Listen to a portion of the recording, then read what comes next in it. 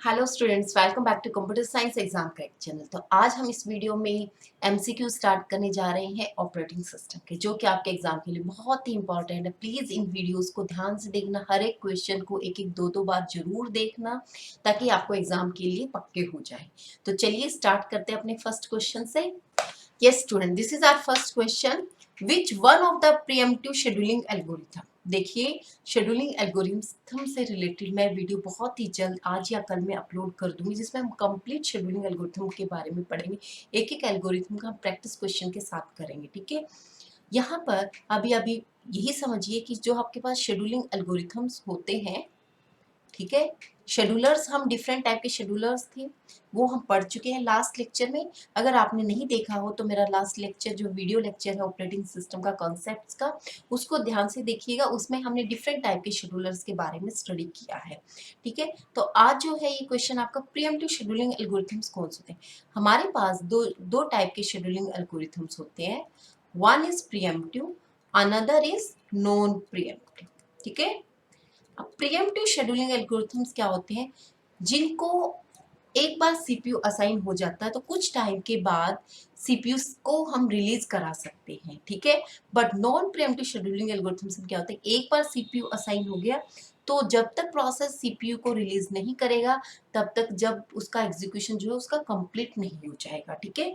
तो pre-emptive scheduling के अंदर जो आपके एल्गोरिथम्स आता है, round robin scheduling algorithms pre-emptive scheduling algorithm के अंदर आता है। इसका मतलब क्या है, राउंड रोबिन के अंदर हम क्या करते हैं, एक टाइम क्वांटम डिसाइड करते हैं, ठीक है। टाइम क्वांटम डिसाइड करते हैं जिसके अंदर लाइक आपके पास क्या कि हर एक प्रोसेस को आपको 5 सेकंड असाइन करनी है। जैसे ही 5 सेकंड कंप्लीट होंगी उसके बाद नेक्स्ट प्रोसेस को ऑटोमेटिकली सीपीयू जो है अलॉट हो जाएगा, ठीक है। तो इस तरीके से आप प्रिम्प्ट कर सकते हो सीपीयू को।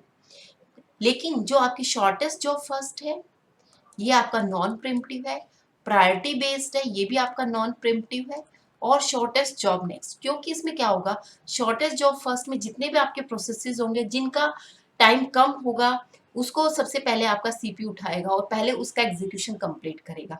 सेम आपका प्रायोरिटी बेस्ड में भी क्या करेगा कि प्रायोरिटी देंगे हम लोग, प्रायोरिटी के हिसाब से पहले प्रोसेस को पिक करेगा सीपीयू, फिर उसका कंप्लीट एग्जीक्यूशन करेगा, फिर नेक्स्ट प्रायोरिटी पे जो आपका प्रोसेस होगा उसको पिक करेगा और उसका एग्जीक्यूशन करेगा। यानी कि बीच में आप सीपीयू को फ्री नहीं करा सकते हो। सेम जो यहाँ पर है, शॉर्टेस्ट जॉब नेक्स्ट, जो शॉर्टेस्ट जॉब होगी जो आप अभी करंटली कर रहे हैं उससे जो नेक्स्ट जो होगी उसको आपको सिलेक्ट करना होता है। यानी कि इन तीनों में एक बार सीपीयू असाइन हो गया तो जब तक वो रिलीज नहीं होगा तब तक कि आप की जॉब कंप्लीट नहीं हो जाएगी। But round robin scheduling algorithm के अंदर टाइम क्वांटम असाइन होता है हर एक प्रोसेस को। जैसे ही एक प्रोसेस का टाइम एक्सपायर हो जाता है तो वो दूसरे प्रोसेस को सीपीयू ऑटोमेटिकली असाइन हो जाता है। तो इसलिए round robin scheduling algorithm comes under the preemptive scheduling algorithm. Fine, this is our next question. A software to create a job queue is linkage editor, interpreter, driver और spooler.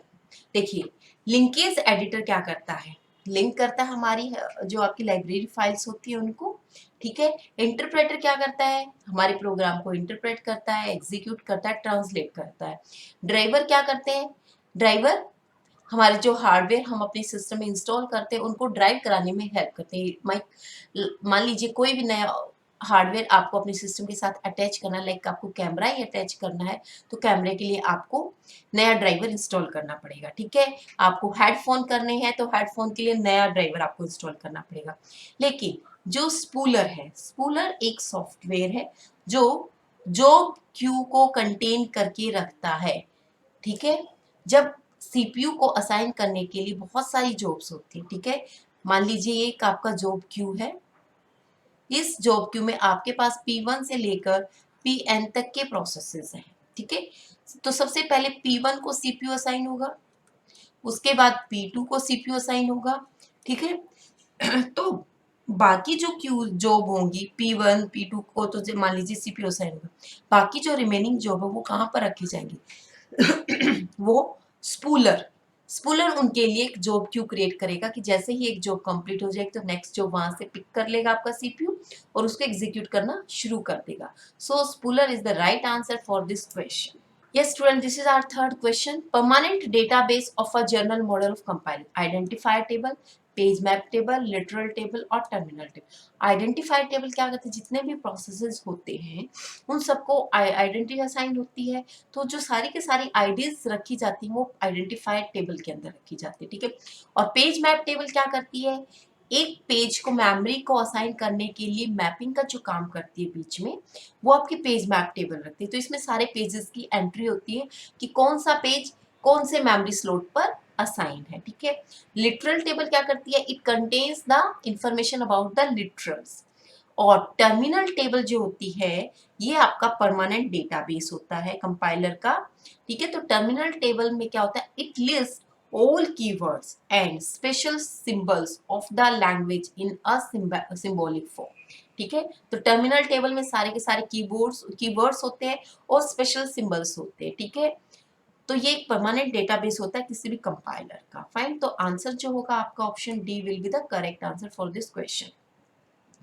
Our next question is loading operating system from the secondary memory to primary memory is called. बहुत आसान question है. बच्चा जब computer पढ़ना शुरू करता है तब से ये क्वेश्चन उनको बता दिया जाता है, ठीक है. अब जो आंसर होगा, कंपाइलिंग नहीं हो सकता. कंपाइलिंग कब करते हैं? जब आप अपने प्रोग्राम को, हाई लेवल प्रोग्राम को कंपाइल करते हैं, एग्जीक्यूट करते हैं, ठीक है. रिफ्रेश कब करते हैं? रिफ्रेशिंग क्या होती है कि जब आपको अपनी स्क्रीन को रिफ्रेश करना पड़ता है, दोबारा से रीलोड करना पड़ता है, तो रिफ्रेशिंग होती है. रीअसेंबलिंग, दोबारा से असेंबल करना डिफरेंट पार्ट्स को, ठीक है.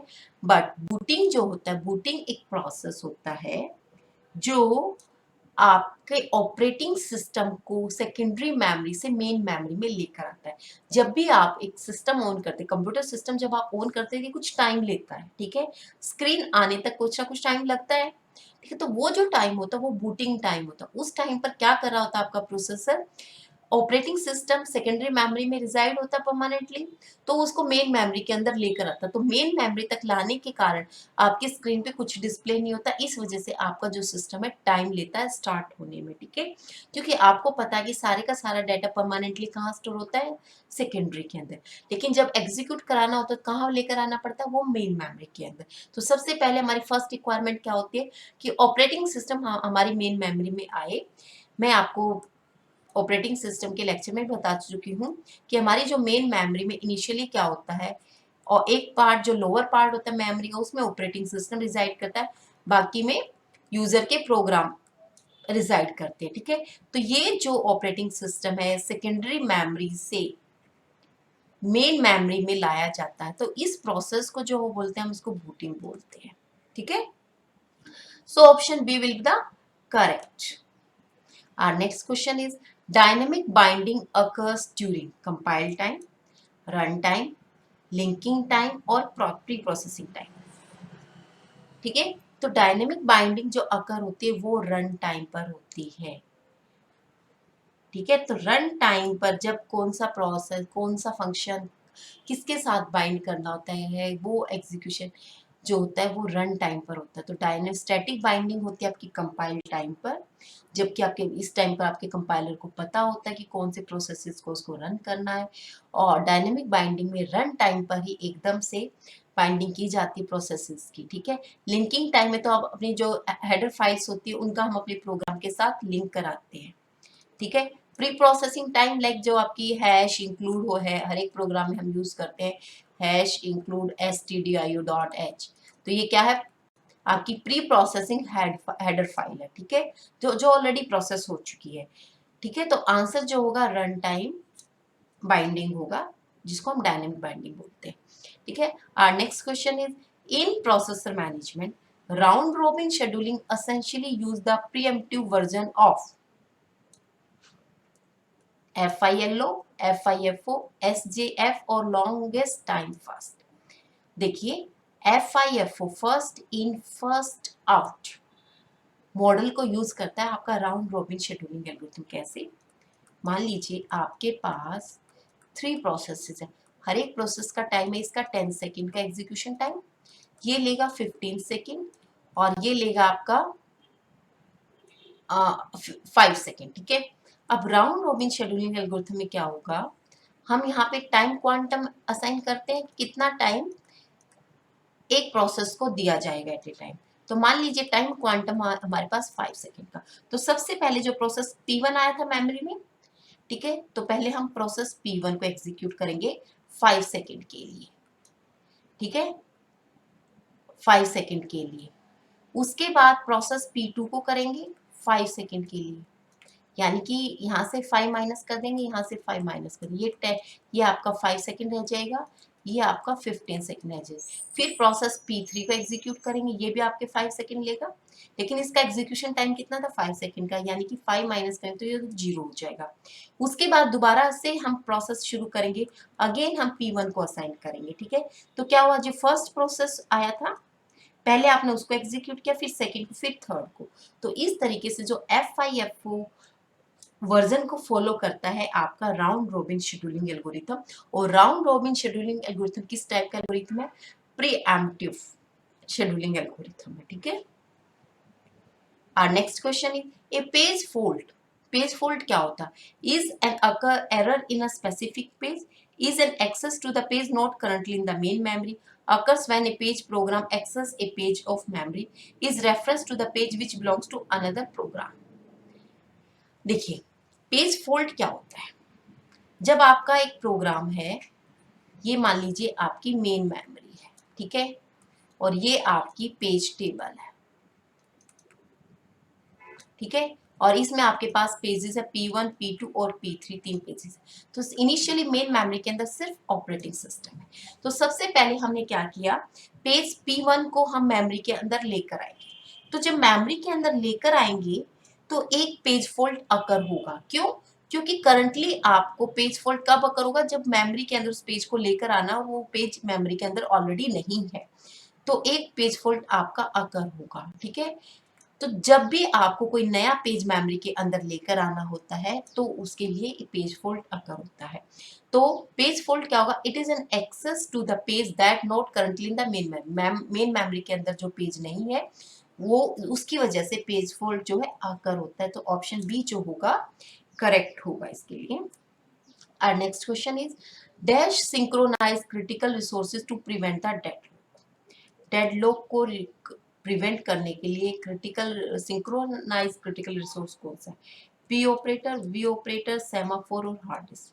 देखिए स्टूडेंट्स सेमाफोर इसके लिए आंसर रहेगा, और वो क्यों रहेगा मैं बहुत ही जल्द इसके लिए कॉन्सेप्ट जो लेक्चर बनाने वाली हूँ, जिसमें मैं आपको अलग अलग बताऊंगी कि सेमाफोर का क्या क्या काम होता है, ठीक है। अभी आप सिर्फ इतना ही समझेंगे कि सेमाफोर एक सिंक्रोनाइज क्रिटिकल रिसोर्स होता है जो डेडलॉक को प्रिवेंट करता है, ठीक है। इसीलिए मैंने कॉन्सेप्ट्स की भी एक वीडियो सीरीज स्टार्ट की है ऑपरेटिंग सिस्टम की, क्योंकि ऑपरेटिंग सिस्टम एक कॉन्सेप्चुअल सब्जेक्ट है और इसको आप सिर्फ एमसीक्यू से याद नहीं कर सकते हो। सॉफ्टवेयर इंजीनियरिंग काफ़ी हद तक एमसीक्यू से हो जाएगा, लेकिन जो आपका ऑपरेटिंग सिस्टम है इसमें आपको कॉन्सेप्ट्स को समझना बहुत जरूरी होता है, ठीक है। तो अभी for the time being option C semaphore will be the correct answer, ठीक है।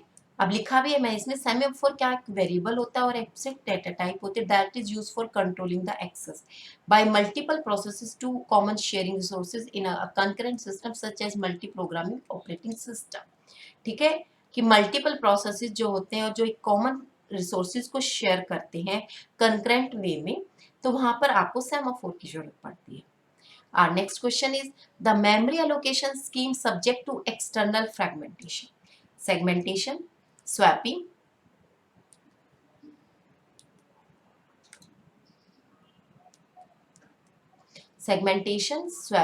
डिमांड पेजिंग और मल्टीपल कंटीजियस पार्टीशन। देखिए सबसे पहले तो आपको पता होना चाहिए कि हमारे पास जो है दो टाइप की फ्रेगमेंटेशन होती है, इंटरनल और एक्सटर्नल। एक्सटर्नल फ्रेगमेंटेशन क्या होती है कि हमारे पास स्पेस अवेलेबल है मेमोरी के अंदर, लाइक हमारे पास ये 10 MBPS है, ठीक है, KBPS में डाटा स्टोर होता है हमारा मोस्टली जो आपके प्रोग्राम्स होते हैं, ठीक है। प्रोग्राम P1 10 KBPS में आ गया, उसके बाद P2 आ गया है यहाँ पे 20 KBPS के अंदर। जो ये 3 KBPS है ये आपका वेस्ट है, ठीक है। तो इस टाइप के जो आपको ब्लॉक मिलते हैं फ्री, उनको हम एक्सटर्नल फ्रेगमेंटेशन कहते हैं, यानी कि दो प्रोसेसेस के बीच में जो स्पेस बचता है और वो कॉन्टिजियस नहीं होता। मान लीजिए स्पेस यहाँ पर भी है, उसके बाद आपने P3 को यहाँ पर एग्जीक्यूट किया, यानी कि ये ब्लॉक और ये ब्लॉक दोनों क्या है, फ्री है, लेकिन आप इसका यूज नहीं कर पा रहे क्योंकि ये लगातार कॉन्टिन्यूस नहीं है। तो ये एक्सटर्नल फ्रेगमेंटेशन है। और इंटरनल फ्रेगमेंटेशन क्या होती है? इंटरनल फ्रेगमेंटेशन के अंदर मान लीजिए हमारे पास जो यहाँ पर डिवीजन किया हुआ है, हर एक ब्लॉक क्या है 5 kbps का है, ठीक है। 5 स्पीड है इनका, वो साइज है इनका। लेकिन आपके पास कोई प्रोसेस P1 आया जिसने मेमोरी स्पेस लिया सिर्फ 3 का। सिमिलरली P2 आया, इसने लिया सिर्फ 4 का, यानी कि क्या हुआ, 2 kbps यहाँ से बच गया, 1 kbps यहाँ से बच गया, यानी कि ये क्या है, इसको बोलते हैं इंटरनल फ्रेगमेंटेशन। तो जो एक्सटर्नल फ्रेगमेंटेशन होती है, there is total enough memory space to satisfy a request, but the total sorry but the total required memory is not available at the contiguous, क्योंकि आप देख ही रहे कि टोटल मेमोरी अवेलेबल नहीं है कॉन्टिजियस लोकेशन पे, सो दैट कि आप उसका फर्दर यूज कर पाओ, ठीक है। तो एक्सटर्नल फ्रेगमेंटेशन जो होती है ये हमेशा सेगमेंटेशन में अकर होती है, ठीक है। और इंटरनल फ्रेगमेंटेशन जो होती है पेजिंग में अकर होती है। तो ये आपको लर्न करना है, segmentation to prevent for external fragmentation, और पेजिंग क्या होता है इंटरनल फ्रेगमेंटेशन के लिए। Our next question is, the first operating system of the microprocessor is CPM was the first operating system of the microprocessor, ठीक है। माइक्रो कंप्यूटर्स के लिए जो आपका ऑपरेटिंग सिस्टम था वो था डिस्क ऑपरेटिंग सिस्टम, ठीक है, जिसको आप जनरली डॉस के नाम से जानते हैं। तो माइक्रो कंप्यूटर के लिए जो first operating system that is DOS, but micro processor के लिए जो फर्स्ट ऑपरेटिंग सिस्टम था दैट इज CPM, ठीक है।